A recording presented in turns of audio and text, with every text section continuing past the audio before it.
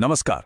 कभी सोचा है कि देशों के बीच जो रिश्ते होते हैं वो शतरंज के खेल जैसे कैसे हो सकते हैं? आज हम कूटनीति की दुनिया में थोड़ा और गहरा उतरेंगे, लेकिन एक अलग नजरिए से। हम ये देखेंगे कि कैसे स्ट्रैटेजिक चालें और उनके जवाब में चली गई चालें पूरी दुनिया का नक्शा तय करती हैं, बिल्कुल एक बड़ी सी शतरंज की बिसात की तरह।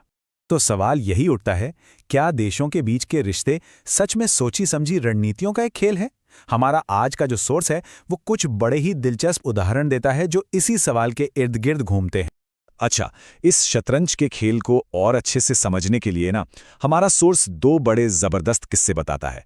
एक कि कैसे भारत ने पाकिस्तान के साथ एक डिप्लोमेटिक चाल का सामना किया, और दूसरा चीन के साथ एक और भी पेचीदा खेल खेला।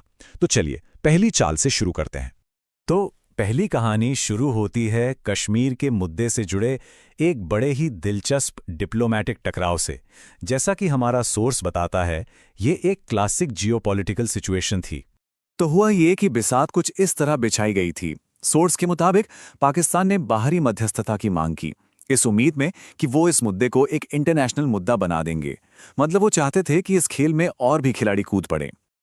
और बस यहीं से शुरू होता है असली खेल, चाल के जवाब में चाल। सोर्स बताता है कि हुआ क्या। पाकिस्तान ने अपनी अपील की, भारत ने अपनी जवाबी चाल चली, पुराने समझौतों का हवाला देकर किसी भी बाहरी दखल को रोक दिया। और नतीजा ये हुआ कि तीसरे पक्षों ने अपने हाथ पीछे खींच लिए।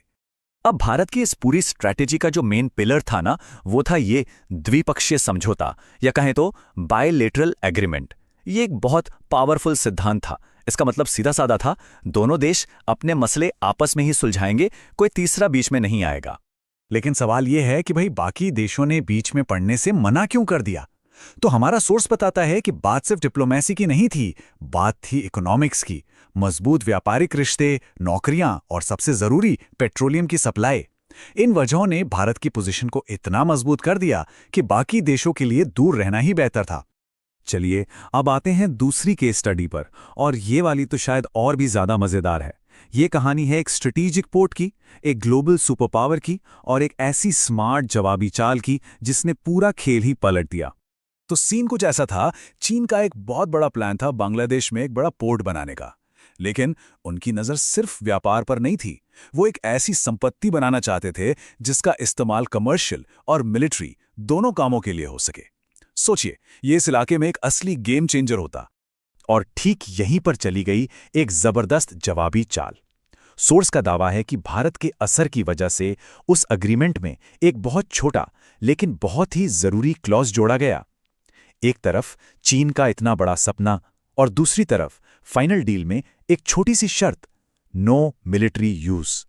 और इसका असर ये हुआ सोर्स के मुताबिक कि ये एक मास्टर स्ट्रोक साबित हुआ। सिर्फ चंद शब्दों ने उस पोर्ट की पूरी मिलिट्री वैल्यू को समझिए कि जीरो कर दिया। जो एक पावरफुल स्ट्रेटेजिक एसेट हो सकता था, वो बस एक आम कमर्शियल पोर्ट बनकर रह गया।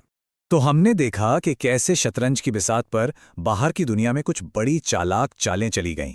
लेकिन अब सोर्स एक बहुत ही जरूरी मोड़ लेता है।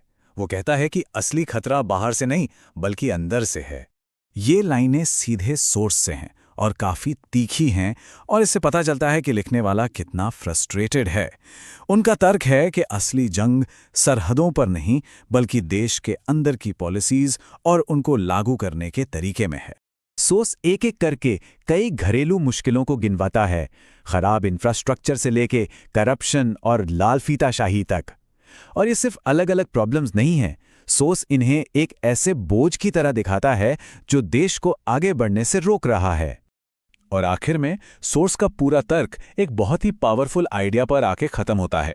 कोई देश बाहर से कितना ही मजबूत क्यों ना दिखे, अगर अंदर से उसकी नींव ही कमजोर हो तो उस मजबूती का क्या फायदा। यही घरेलू चुनौतियां देश की असली ताकत को बाहर आने से रोक रही हैं।